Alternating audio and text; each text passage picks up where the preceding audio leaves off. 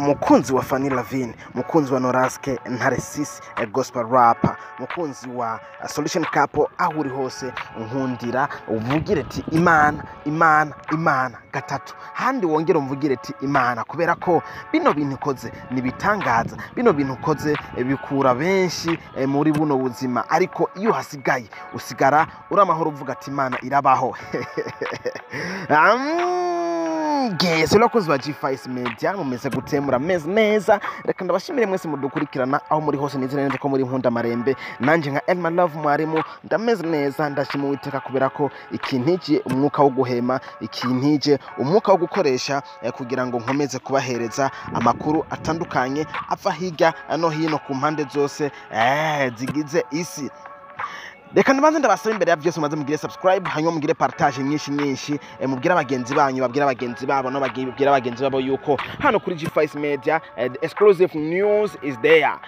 Biri hano kuva kuri uno mwanya. Uti rero amakuru nayahe, sininda guteba, sininda guca muri byinshi, ndetse na neza amakuru na yuko Fanny Lavine mama lao canke the blessing woman ashobora kuba yibarutse, ndetse ntibikiri urusaku, ntibikiri ibanga, ni ibintu byamenyekanye yuko yibarutse, ndetse akaba yibarutse imfura yiwe ya Solution Couple, ndavuga umwana wiwe wa mbere kuri NORASQUE ntare wa gatandatu, ndetse ubona neza yuko umunezero ari wose hirya no hino. Uti rero bimeze gute? Twari tumaze igihe kitari gito abantu hirya no hino bavuga ati ese Fanny Lavine ko yatevye kuduhereza umunezero, Fanny Lavine ko yatevye kuduhereza ikibondo, vyoba bimeze gute? Ese ya makuru yatubwira yuko nihagera muri December ataro yavyaye tuzovuga ukuntu hakaba harenze, vyoba bimeze gute? Aya naya rero yaragiye aravugwa, ariko uno musi Imana reka tuyite Imana. Ni itariki 30 z'ukwezi kwa mbere, itariki mugomba kwandika ahantu nimba muri abakunze, kuko buri gihe tuzokwama tuyifeta ko umunsi w'isabukuru, umunsi wo kuvuka akuno umwana. Twariko turarengana hirya no hino ku mbuga ngurukana bumenyi, hanyuma duhita tubona zimwe mu maposti yo gukeza uno muvyeyi. Naje vyavuye hehe? Vyavuye kuri Fico canke El Pacifico King aho yacishije ku mbuga ziwe za Facebook yandika ati kaze cyane Kezimana haya pelia atara, umwana wa NORASQUE ntare wa gatandatu na Fanny Lavine, Imana ihabwa icubahiro cyose muri byose. Congratulations guys. Ndasubiramwo content canke inkuru y'ukuri yo kwizegwa yatanguye gutangwa na El Pacifico, yanditse avuga ati kaze cyane Kezimana haya pelia atara. Bisigura neza yuko uyu Kezimana haya pelia atara ari ryo zina abatoreye uno mwana avutse. Hanyuma arandika ati umwana wa NORASQUE Ntaresisi na Fanny Lavine, Imana ihabwa icubahiro cyose muri byose. Congratulations guys. Twahise twiruka kurondera amakuru yuko yoba yizewe canke vyoba abimeze gute. Tutarashika kure, duciye kuri status za NORASQUE ntare wa gatandatu, tuhuye na status yiwe avuga ati mwamvugiye tri Imana impaye Imana anyway no musore w'umusonga, izina ni Kezimana haya pelia atara.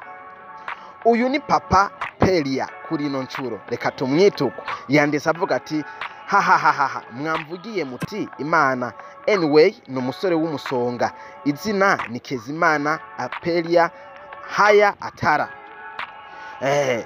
Arangije yakomeje ashira ko status ya Fanny Lavine nawe bambaye urushungi, ndetse abona kuko akuriwe, araheza ayongera kandi yandika izina ry'umwana avuga ati Kezimana haya pelia atara. Yakomeje aravuga ati sinkikurabira kuri ekrama haya pelia atara. Kuko hari video yaheruka gusohoka muri Islam Fanny Lavine yakoze yerekana ingene bari kwaramuraba muri ecography. Yes, bari kwaramumwana muri ecography, yavuze ati sinkikurabira muri ekra, no kuvuga sinkikurabira muri ecography, ubu ndakubona amaso ku yandi my haya pelia atara.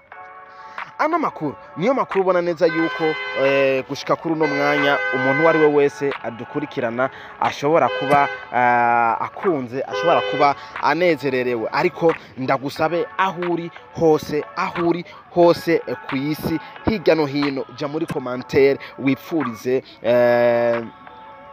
ibyiza uno mwana, duhe ikaze kino kibondo, duhe ikaze uno malayika wa mbere wo muri solution couple, duhe ikaze uno mwana agiye kutubera umugisha muri solution couple. Ariko kandi dukeze Fanny Lavine kuba yarusimbye, dukeze NORASQUE kuba agiye kuba the best daddy kuri Fanny Lavine, ndetse dukeze solution couple muri rusange. Izina ryanje Elma Love Mwarimu, nzoba ndahari anytime.